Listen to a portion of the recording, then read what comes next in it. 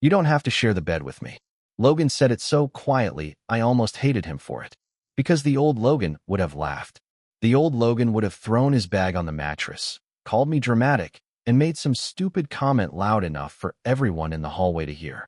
But this Logan stood by the door of our Airbnb room with both hands wrapped around the strap of his duffel bag, waiting like one wrong move from him could send me back 10 years. I looked at the bed. One bed. Of course.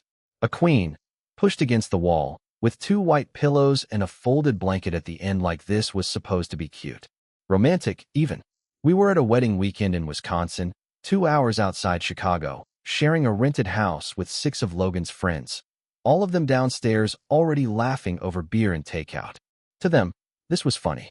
Ethan and Logan got the couple room. Big deal. To me, my stomach had dropped the second I saw it. Not because Logan was my boyfriend. That was the messed up part. He was my boyfriend. He kissed my forehead when I forgot to eat breakfast. He kept an extra phone charger in his truck because I always lost mine. He knew I hated cilantro and loud bars and people touching the back of my neck without warning. He was careful with me now. Too careful sometimes. But my body didn't always understand the difference between then and now. The first time I had to share a bed with Logan Hayes, we were 17, on a senior trip, and he had still been the guy who made my name feel like a joke in crowded hallways. Not the worst bully in the world. Not some movie villain. Just sharp enough. Popular enough.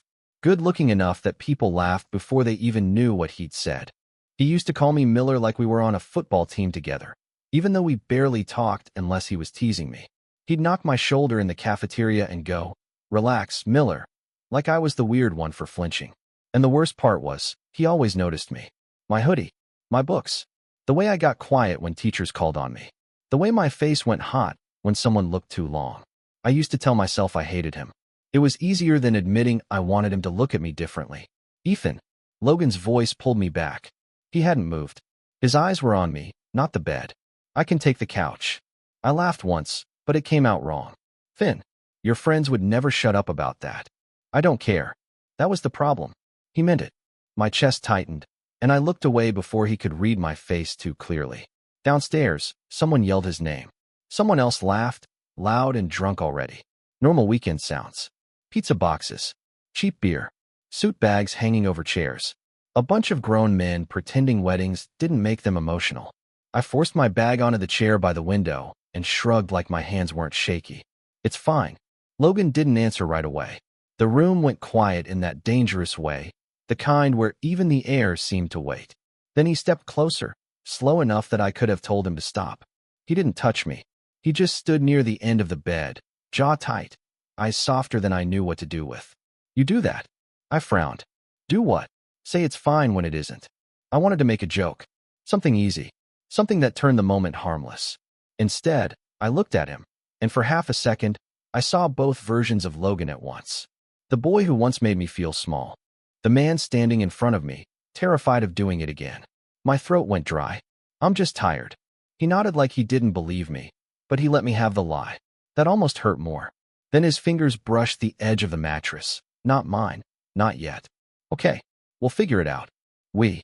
Such a small word. Such a dangerous one. I told myself it meant nothing. I told myself I was overthinking. I told myself he wasn't that person anymore. But when Logan finally set his bag beside the bed and glanced at me like he remembered the first time too, my heart started pounding like it was still 17. And I realized the bed wasn't the problem. The problem was that some memories don't leave just because the person who made them finally loves you back. The thing about being loved by someone who once hurt you is that your brain keeps looking for the old version of him. Even when he is gone. Even when he is standing 3 feet away, asking if you want the extra blanket before he takes one for himself. Logan had changed in ways that still caught me off guard. He moved slower around me now. Not weak. Not unsure. Just careful. Like he had learned the hard way that attention could feel like pressure if you gave it wrong. Back in high school, he had never been careful. He was loud in that effortless popular guy way.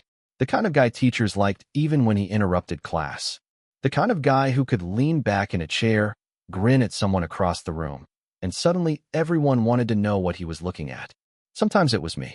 That was the part one hated remembering. Miller, you always look like you are one bad grade away from moving to Canada. The class would laugh. Logan would smile like he had not meant anything by it. Maybe he had not. Maybe that was what made it worse. He never had to mean it for it to stick. He knew I hated being called on. So when a teacher asked for volunteers, he would look back at me first, eyebrows raised, like it was our private joke. He knew I wore the same navy hoodie when I was anxious. So one day he tugged the sleeve in the hallway and went, "Security blanket?"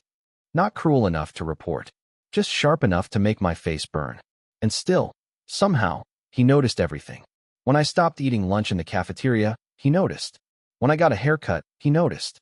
When I switched from coffee to vending machine iced tea because coffee made my hands shake before presentations, he noticed that too. I used to lie awake wondering why. Then I would hate myself for wondering. Downstairs, someone yelled that the pizza was getting cold. Logan glanced toward the door, then back at me. "You coming?" I grabbed my phone too fast, just to have something in my hand. "Yeah, I am not hiding in here." His mouth twitched, almost a smile. "I did not say you were. Your face did." My face is innocent. That pulled a real laugh out of me before I could stop it. Small, stupid, but real. Logan's eyes changed when he heard it, softening like he had been waiting for that exact sound. For a second, neither of us moved. Then he reached past me for the room key on the dresser. His fingers brushed mine. Barely. Nothing. It should have been nothing. But my whole body reacted like someone had flipped a switch in my chest. I went still. Logan did too. His hand hovered there, close enough that I could feel the warmth of him without touching. "Sorry." His voice dropped. Not dramatic. Just low. Careful. I looked at his hand, then at him. "You do not have to apologize every time you touch me." The words came out before I could make them safer. Logan swallowed. His jaw tightened once. "I know." But he did not sound like he knew. He sounded like he was trying to. We went downstairs after that, pretending the air between us had not changed. The living room was all noise and half-unpacked luggage. Someone had a baseball game on even though nobody was watching. A guy named Mason handed me a paper plate stacked with pizza and told me I had saved Logan from becoming insufferably single forever. Logan threw a napkin at him. I smiled because that was what normal boyfriends did around friends. They smiled. They leaned close. They acted like love had not taken the long, ugly road to get there. Then Mason pointed between us, grinning. "Seriously though, how did you two even happen?" My fork stopped halfway to my mouth. Logan looked at me first. Not at Mason. At me. Like the answer belonged to me before it belonged to anyone else. My chest tightened. I gave a small shrug. We had history. Everyone laughed like that meant secret dates and missed chances. Logan did not laugh. And when his knee touched mine under the table, he did not move it away. The rest of dinner should have been easy after that. Pizza, beer, wedding gossip, Mason making fun of Logan for packing 3 different dress shirts like he was attending the Oscars. Normal stuff. I tried to relax into it. I really did. Logan stayed beside me on the couch, close enough that his knee kept brushing mine, far enough that nobody would call it clingy. Every time it happened, I told myself not to react. It was just his leg, just a couch, just a room full of people who had no idea that one sentence could make my chest feel tight. We had history. That was all I had given them. A soft version, a safe version, the kind people could turn into something cute in their heads. Then Mason leaned forward, grinning over the top of his beer bottle. "No, come on. There has to be a story. Logan Hayes does not just become domestic by accident." Everyone laughed. Logan rolled his eyes, but I felt his body go still beside me. Not enough for anyone else to notice. Enough for me. "Domestic?" Logan flicked a piece of crust at him. "You literally own matching salt and pepper shakers shaped like ducks. They were a gift. From your mom. Still a gift." The room laughed again, but the question stayed there. Waiting. One of Logan's college friends, Ryan, looked between us like he had just discovered a new favorite subject. So what was it? Friends first? Enemies? Secret crush? I smiled too quickly. Something like that. Enemies to lovers. Mason pointed at us like he had solved a crime. "Oh, that makes sense." Logan was probably unbearable. My laugh came out half a second late. Logan did not laugh at all. That was what made the room shift. Not a lot. Just enough. A joke hit the floor, and nobody knew whether to pick it up. Logan's hand moved near mine on the couch cushion. Not touching. Just close. "I was," he said. Quietly. The noise in the room thinned out. Mason blinked, smile fading a little. "I was kidding, man." Logan kept looking at me, not him. "I know." My stomach twisted because I knew what he was doing. Taking the weight before I had to. Owning the ugly part before someone else accidentally dressed it up as a cute backstory. I hated how much I needed it. I hated how much it helped. It was high school, I muttered, staring at my plate. Everybody was an idiot in high school. Logan's fingers finally touched mine. One small brush. A question, not a claim. I should have pulled away. Not because I wanted to, but because the whole room was right there and my face was already getting hot. Instead, I let his pinky hook around mine for 1 second. Maybe 2. Long enough for my pulse to betray me. Then I stood too fast. I am grabbing water. Nobody stopped me. In the kitchen, the air felt cooler. Quieter. I braced both hands on the counter and stared at the sink like it had answers. I was fine. I was overthinking. Logan had done the right thing. So why did I feel like I had been cracked open in front of everyone? The fridge opened behind me. I did not turn around. I brought you one. Logan set a cold bottle of water on the counter beside my hand. Not pushed into my space.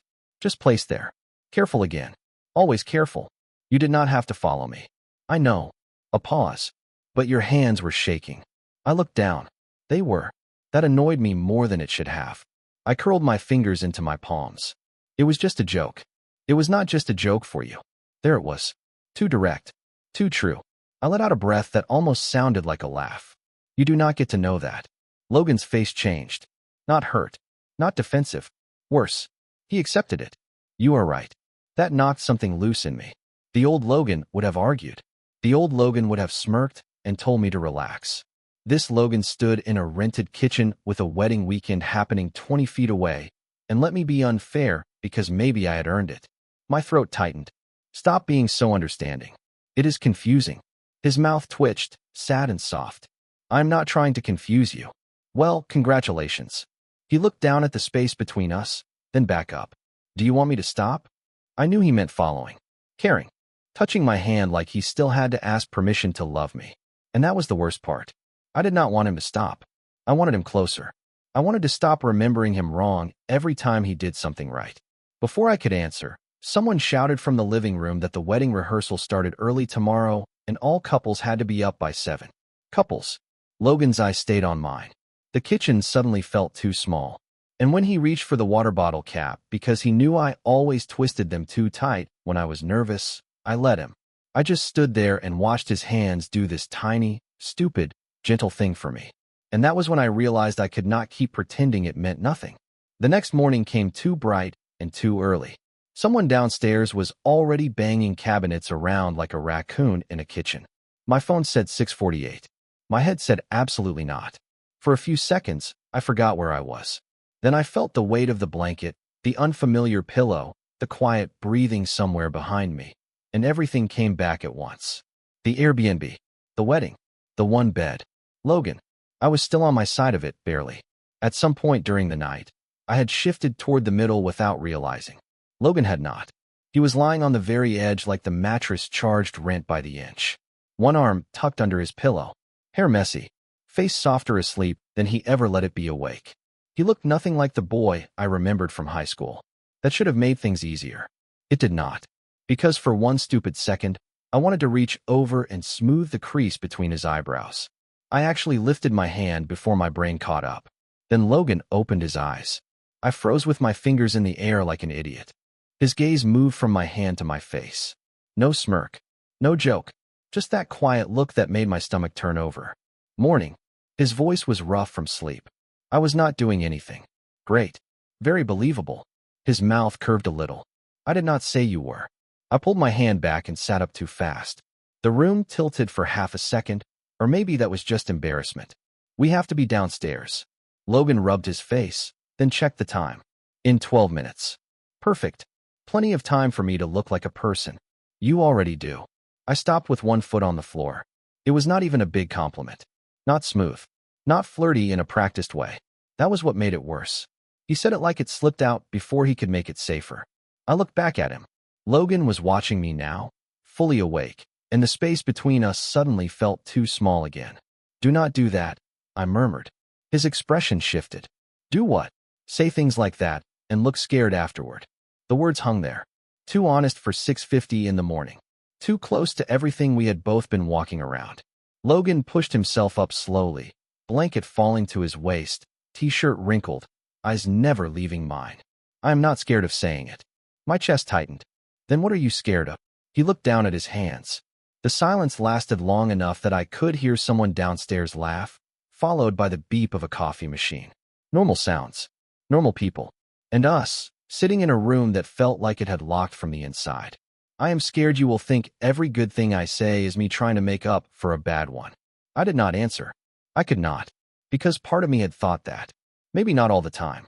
Maybe not when he brought me soup during flu week or drove across town because my car battery died or kissed my temple in grocery store lines when he thought nobody was looking. But sometimes, in quiet moments, in weak moments, the thought came back. Does he love me or does he owe me? Logan's face tightened like he had heard the question anyway. He swung his legs off the bed, putting distance between us even though I had not asked for it. That small move hurt more than it should have. Logan. He stopped. I stood too. Somehow we ended up in the narrow space between the bed and dresser, close enough that I could see the tiny shaving cut near his jaw, close enough that my breath caught when he turned toward me. I do not know how to do this perfectly, I admitted. My voice came out quieter than I meant. Sometimes I am fine. Sometimes I remember things, and I get weird. Sometimes you are sweet to me, and I still hear your old voice in my head telling me to relax. His eyes flinched. Just once. Ethan.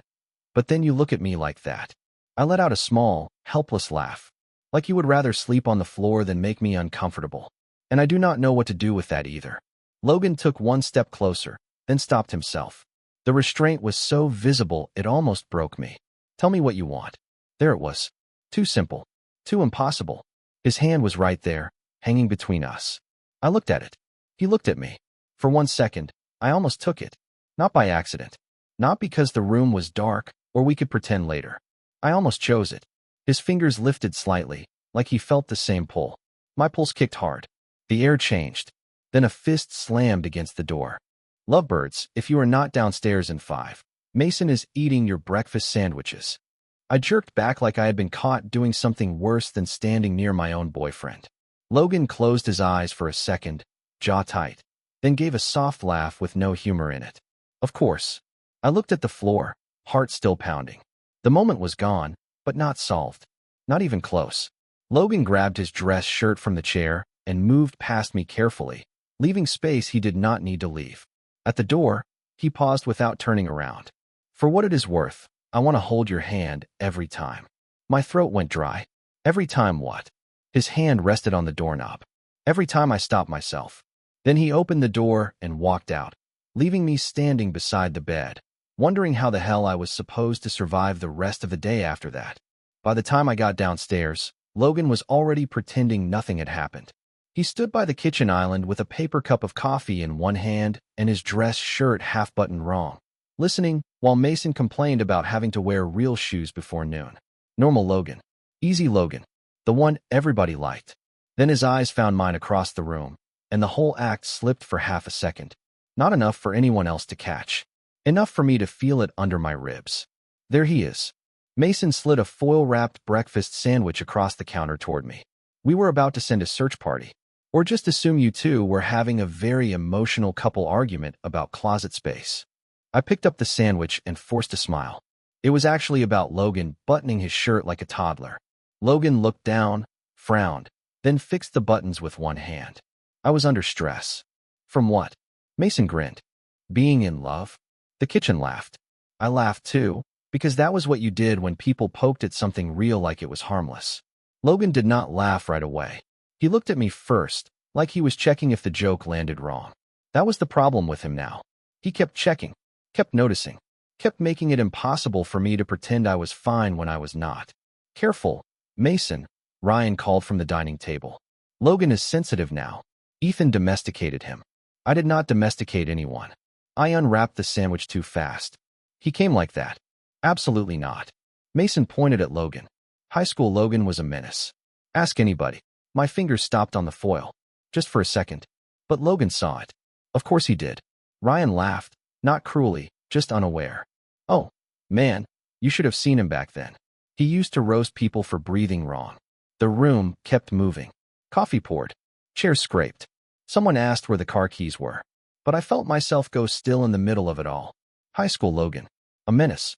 Said like an old funny story. Said like nobody had ever gone home afterward and replayed those jokes until they became proof. Logan set his coffee down. Ryan. One word. Calm. Low. The kind of tone that made the conversation stumble. Ryan blinked. What? I am just saying. Do not. The kitchen got quiet in pieces. Mason looked from Logan to me, smile fading. I hated it. I hated being looked at like there was something fragile on my face. It is fine, I said too quickly. Logan's jaw tightened. Ethan. No, really. I reached for my coffee even though I did not want it. Everybody was terrible in high school. We covered this. Logan did not move. Ryan rubbed the back of his neck, suddenly uncomfortable. I did not mean anything by it. I know. My voice sounded normal. Almost. It is old news. But Logan was still watching me like he could hear the part one was not saying. That it was old news for everyone except the person who had to live inside it. The wedding rehearsal started 30 minutes later in a tiny chapel with white folding chairs and a coordinator who looked like she had been personally betrayed by every late person in the room. Logan was one of the groomsmen, so he had to stand near the front while I sat 2 rows back with Mason and Ryan. I tried to focus on the instructions. Walk slow. Smile. Do not lock your knees. Easy. Then Ryan leaned closer, voice low. Hey, I really am sorry. I looked over. He seemed genuine, which somehow made it worse. You are good. I did not know there was, like, history. There it was again. That word. I stared at the front of the chapel, at Logan standing straight in a navy suit, hands folded in front of him, face serious. He looked older, softer, like someone I had chosen on purpose. There is not a simple version, I murmured. Ryan nodded, but then he said the thing that lodged itself right under my skin. Must be exhausting for him, though, trying to prove he is not that guy anymore. My chest tightened so fast I almost missed the next breath. Ryan did not say it to hurt me. That was what made it dangerous. He said it like sympathy, like Logan was the one carrying something heavy. Maybe he was. Maybe I was the weight. Across the aisle, Logan glanced back at me at the exact wrong moment. His eyes narrowed slightly, reading my face before I could fix it. I looked away. The rest of rehearsal blurred. Stand here. Walk there. Laugh at this. Pretend your heart was not quietly folding in on itself. Afterward, outside by the parking lot, Logan caught up to me near the rental cars. What happened? I shook my head. Nothing. He stopped in front of me, close but not touching. The sunlight hit his face, and I hated how worried he looked. Please do not do that. My throat went tight. Maybe Ryan is right. Logan went very still. About what? I looked at his shoes because his face was too much. Maybe it is exhausting. Being with someone who still remembers the worst version of you. For a second, he did not breathe. Neither did I. Then Mason called from across the lot, asking if we were riding together. The interruption saved me from the answer. Or maybe it stole it. Logan turned his head just enough to respond, but his eyes stayed on me. And the look on his face told me the day had just cracked open wider than either of us knew how to fix. Logan and I did ride together. Mostly because Mason tossed me the keys and said, "You two can have the quiet car. Some of us enjoy not sitting in emotional fog." He meant it as a joke, I think. Nobody laughed very hard. The drive back to the Airbnb took 14 minutes, according to the GPS, but it felt longer. Logan kept both hands on the wheel. I kept looking out the passenger window at fields, gas stations, a Dairy Queen sign, anything that was not his face. The silence between us was not angry. That would have been easier. Angry had edges. This was softer and worse. Like both of us were holding something breakable and pretending our hands were not tired. Ryan should not have said that. Logan finally broke the quiet at a red light. I gave a small shrug. He was not wrong. His fingers tightened around the steering wheel. He was. I turned my head just enough to look at him. You do not even know what part one I'm talking about. I know exactly what part. The light changed. He drove, jaw set, eyes on the road. The part where you think loving you is some punishment I volunteered for. My chest pulled tight. I did not say that. No, you just looked like you believed it. That hit too close. I stared down at my hands. There was a tiny grease stain on my thumb from the breakfast sandwich. Stupid thing to notice while your boyfriend was quietly taking your heart apart in a rental car. Maybe I do not know what to believe sometimes. Logan exhaled through his nose, slow. Not frustrated with me. With himself. That is fair. I hated that answer. I wanted him to fight me more. Or less. I did not know. The Airbnb came into view, tucked behind a line of trees. Everyone else had already parked and gone inside.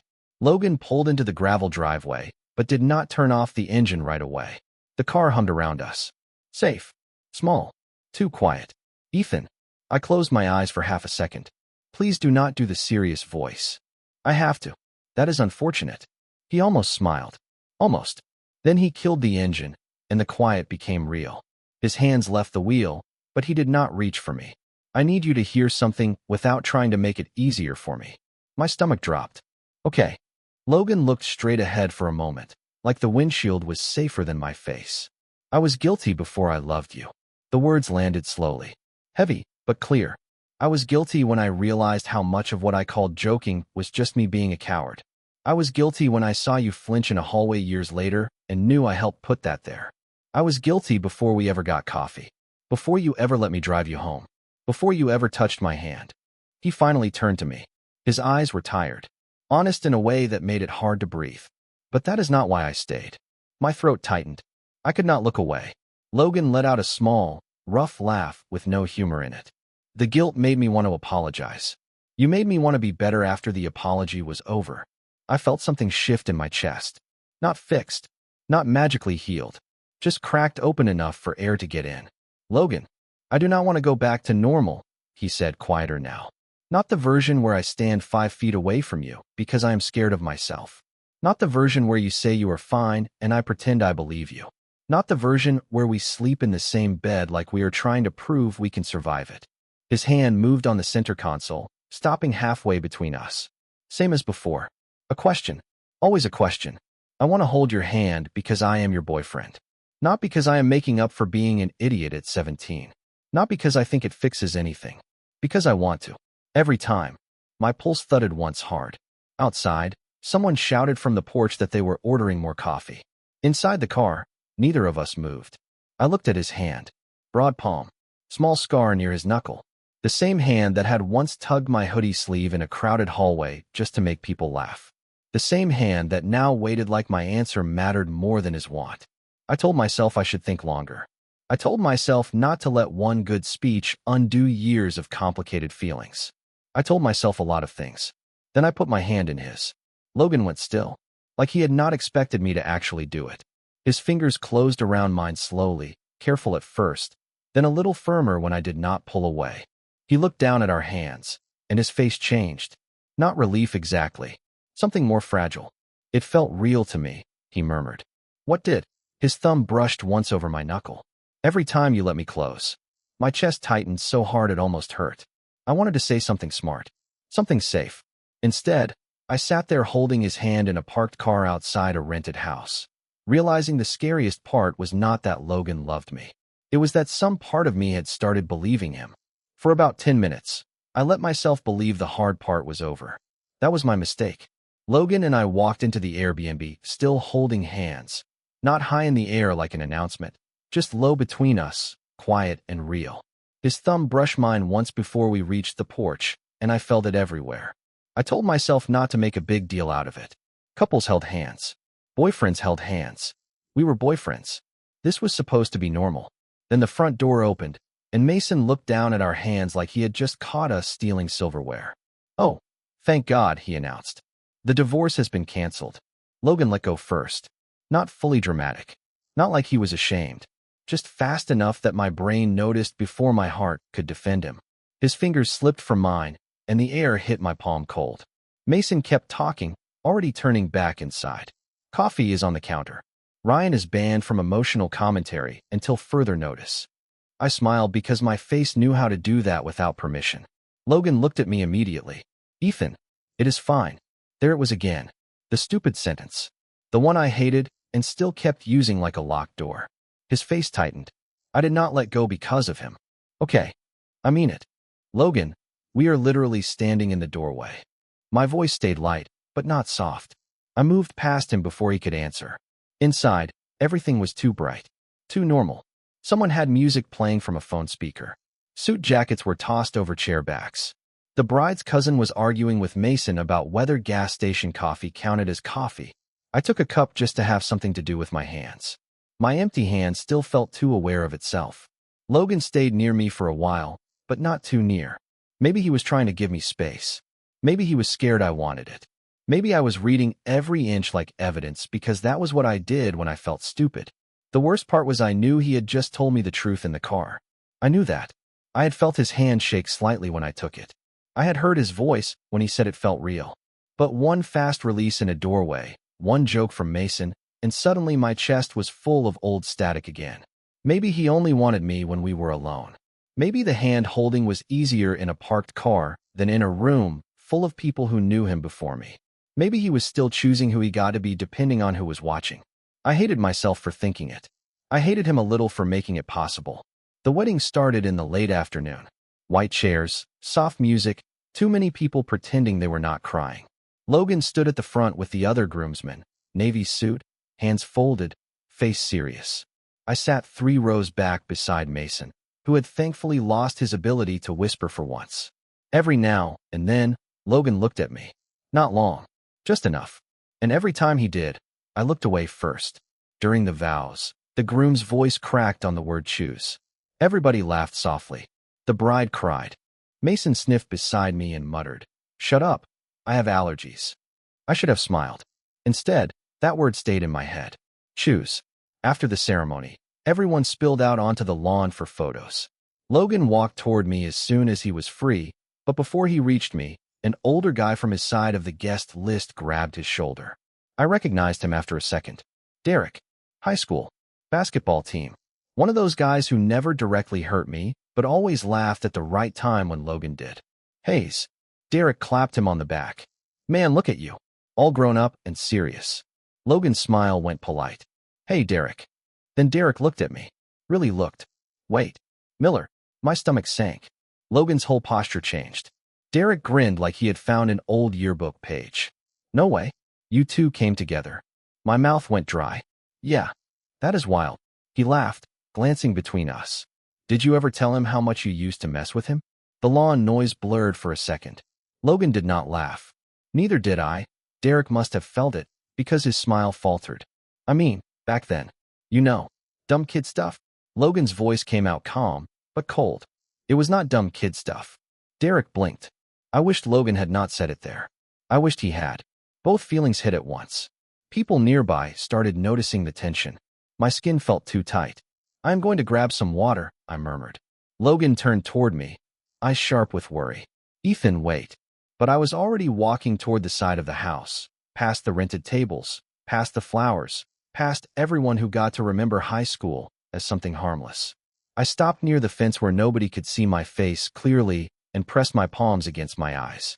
A minute later, footsteps slowed behind me. Logan. Of course. I am sorry. I laughed once, not because anything was funny. For which part? Silence. Then, quietly. For letting go of your hand. That hurt more than Derek. Because he knew. I dropped my hands and turned around. I thought you regretted it. Logan's face broke a little. No, you let go so fast.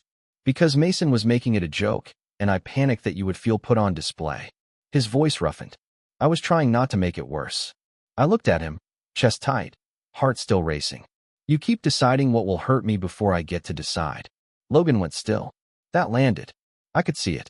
His eyes dropped for a second, then lifted back to mine. You are right. I wanted to be relieved. I wanted his answer to fix it. It did not. Because being right still felt awful. The music started up behind the house, distant and bright, like we were not standing there with every old bruise between us. Logan reached for me, then stopped himself again. That tiny pause was enough to crack something open. See, my voice came out barely above a whisper. That. You still stop. His hand lowered slowly. Because I am scared. Of me. Of hurting you. I swallowed hard. Sometimes it feels the same. He looked like I had hit him, but he did not look away. And for the first time all weekend, I did not step closer. Neither did he. We just stood there with 10 feet of grass between us, both of us wanting to close it. Neither of us sure we had the right. Logan broke first. Not with a dramatic speech. Not by closing the distance.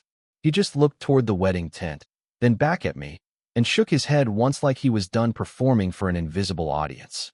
I cannot keep doing this. My stomach dropped before he even finished the sentence. Doing what? Guessing. His voice stayed low, but it scraped a little. I cannot keep guessing what will protect you and accidentally hurting you with it.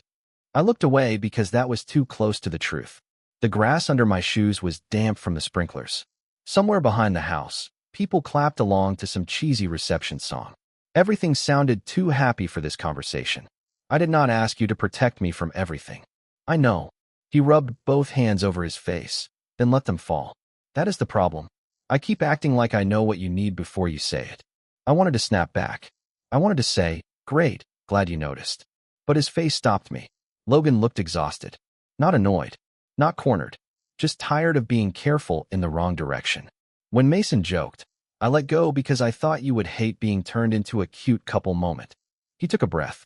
When Derek showed up, I spoke because I thought you would hate me staying quiet. His eyes held mine. I keep trying to fix the old damage in real time, and I am messing up the new stuff. The new stuff. My throat tightened. I folded my arms, then unfolded them because it felt defensive, then had no idea what to do with my hands.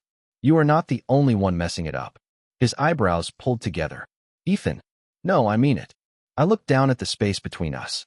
10 feet of grass. Maybe less. It felt like a mile. I keep waiting for you to become him again.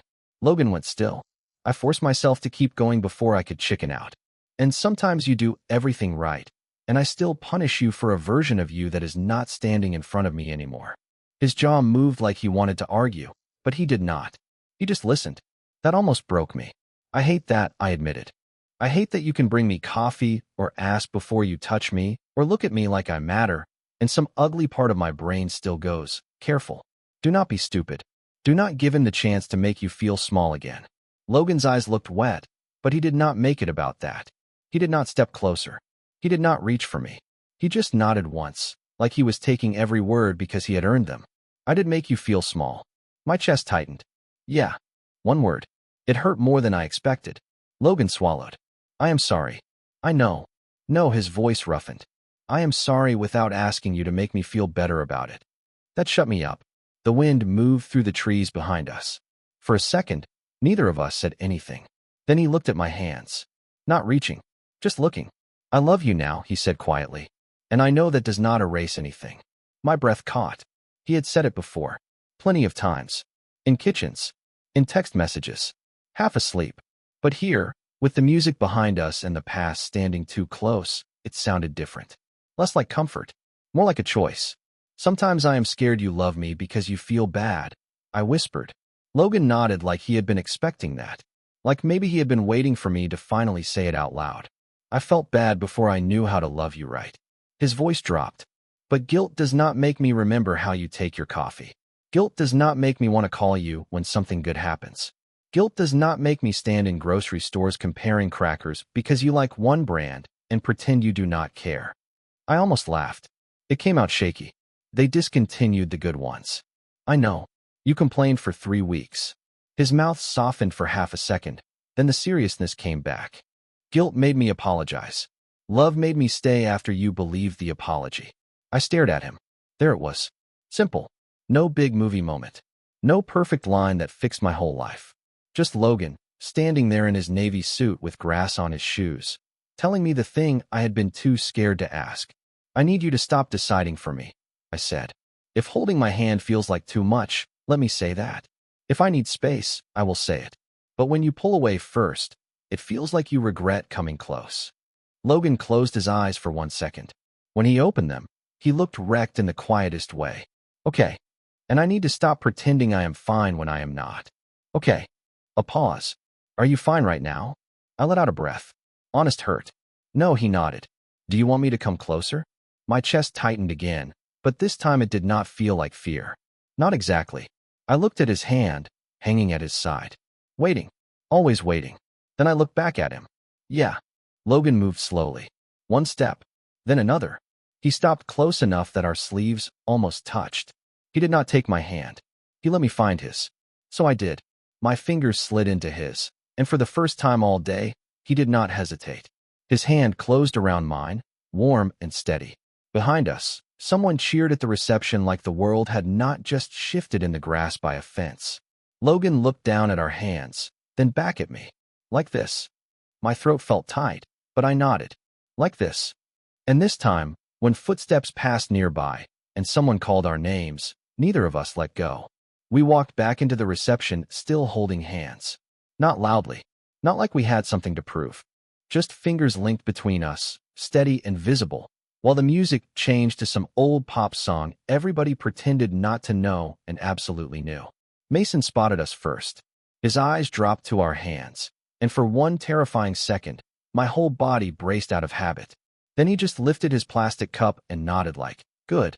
Finally, Ryan gave me a small, apologetic smile from near the dessert table. Derek looked away. Logan's hand stayed in mine. No flinch. No quick release. No careful little retreat dressed up as protection. He stayed. And somehow, that one normal thing hit harder than any big speech could have. Later, when the photographer pulled everyone outside for sunset pictures, Logan stood beside me instead of drifting toward the groomsmen. His shoulder brushed mine. This time, neither of us moved away. "You sure?" he murmured, low enough that only I could hear. I looked at him, at the crease between his eyebrows, at the worry he still had not figured out how to turn off. "I will tell you if I am not." His face softened. "Okay. And you will believe me." "I will try." I squeezed his hand once. Good answer. That got a real smile out of him. Small. Tired. Mine. The rest of the night did not magically become perfect. I still felt weird when Derek passed too close. Logan still watched me like he wanted to fix things he could not reach. I still caught myself saying I was fine once when I was not, then stopped, sighed, and admitted, "Actually, I need a minute." Logan did not panic. He did not apologize 12 times. He just walked with me to the porch and sat beside me while the party glowed through the windows behind us. No speeches. No pressure. Just our knees touching on an old wooden bench, his thumb moving slowly over my knuckle, the sound of laughter inside, and the kind of quiet that did not feel like hiding anymore. By the time we went upstairs, the house was half asleep. Someone had left shoes in the hallway. Someone else was snoring on the couch. Logan carried both our suit jackets over one arm, and I carried 2 water bottles because he always forgot to drink enough after coffee. Normal things. Boyfriend things. The room looked the same as it had the night before. Same bed. Same 2 pillows. Same folded blanket. But I did not stop in the doorway this time. I walked in first. Set the water on the nightstand. Kicked off my shoes. Then I turned around and found Logan still standing near the dresser, waiting for me to decide what the room meant. That almost made me laugh. Not because it was funny. Because I understood him better now. "You can get in the bed, Logan." He blinked like I had handed him something fragile. Yeah. I pulled back the blanket and sat down, heart beating a little too fast, but not in the old way. I am not 17 anymore. Logan's expression changed. Softened and cracked at the same time. "I know." I looked at him for a long second. "And you are not him anymore." He swallowed hard. Nodded once. No dramatic thank you. No promise to be perfect forever. Just a man taking the words seriously because he knew what they cost. He changed into sweatpants and an old t-shirt, then slid into bed beside me with a careful space between us. I stared at that space for a moment. The safe gap. The scared gap. The one we had been sleeping beside all weekend. Then I reached over and took his hand under the blanket. Logan went still. I felt his breath catch. "Is this okay?" I whispered. His fingers tightened around mine. More than okay. We lay there in the dark, not rushing to say anything else. The house creaked. The air conditioner clicked on. Somewhere downstairs, Mason laughed in his sleep or had a very loud dream. I smiled before I could stop myself. Logan turned his head on the pillow. "What?" "Nothing. Ethan." I looked at him, and for once, the quiet between us did not feel like a test. "I was just thinking this bed is not as scary as it was yesterday." His eyes stayed on mine. "No." I shook my head. No, a pause. Then, because I meant it, I moved closer and rested my head against his shoulder. Logan did not freeze this time. He wrapped his arm around me slowly, giving me every chance to pull away. I did not. That was the ending nobody at the wedding saw. Not the dance floor. Not the photos. Not the hand holding in front of everyone. It was a dark room, one bed, and the quiet decision to stay close without pretending the past had disappeared. Logan did not erase what happened when we were kids. Love does not work like that. But that night, for the first time, the memory was not lying between us. His hand was, and I held it until I fell asleep.